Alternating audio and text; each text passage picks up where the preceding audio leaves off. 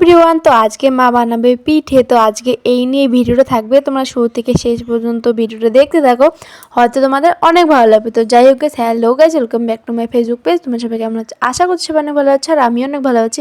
তো আজকে মা বললো হঠাৎ করে পিঠে বানাবে। তো আজকে আবার বৃহস্পতিবার ছিল, তো আমি বৃহস্পতিবার পরের দিন শুক্রবারে ভিডিওটা এডিট করছি, বাট ভিডিওটা ছিল বৃহস্পতিবারের দিন। তো বৃহস্পতিবারে আমরা নিরামিষ খাই, তোমরা অলরেডি সবাই জানো, আমি আমার প্রত্যেকটা ভিডিওতে বলি।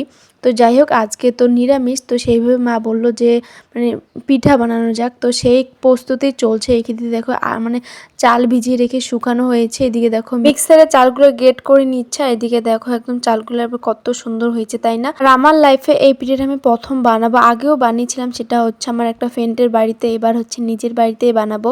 তো সব আমি দেখে নিচ্ছিলাম, পরবর্তীকালে আমি একাই বানাতে পারবো। তো দেখো এদিকে পিঠে বানানোর জন্য নারকেল কুড়া হয়েছে, তো সেটাই ভেজে রাখা হয়েছে। আর এদিকে দেখো পিঠাটার নাম হচ্ছে কুলি পিঠা। তো এই পিঠাটা খেতে বরাবরই আমার ভালো লাগে, কিন্তু আমি মিষ্টি জিনিস অতটা পছন্দ করি না, সেই কারণে বেশি খাওয়া হয় না আর কি।